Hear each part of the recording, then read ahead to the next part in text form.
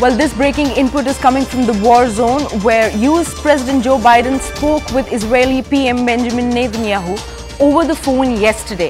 And after this conversation, President Biden took to the microblogging site on X and tweeted, and I quote, "Israel has the right to defend itself. We must make sure they have what they need to protect their people today and always."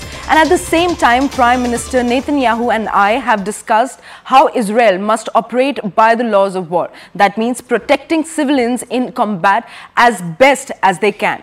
We can't ignore the humanity of innocent Palestinians who only want to live in peace. That's why I secured an agreement for the first shipment of humanitarian assistance for Palestinian civilians in Gaza.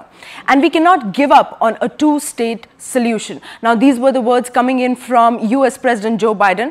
Now, joining me on the broadcast is our colleague Abhishek Jha. A very good morning, Abhishek. What more details are we getting on this front?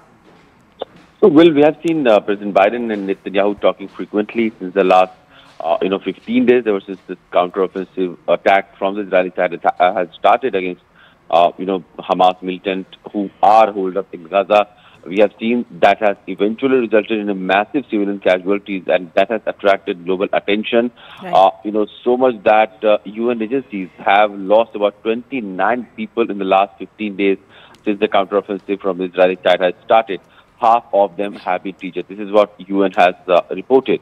That is one of the major concerns that Biden has expressed with his Israeli counterpart in a way that even though the counteroffensive is on and the fight is against terrorism is well supported by all the nations, the rule of the war should be followed, and it should not be, the counteroffensive should not look like a rage or collective punishment, and it should be moderate, and the casualties of civilians should be avoided at any cost. So this is what the sense that President Biden has led to the Prime Minister Netanyahu.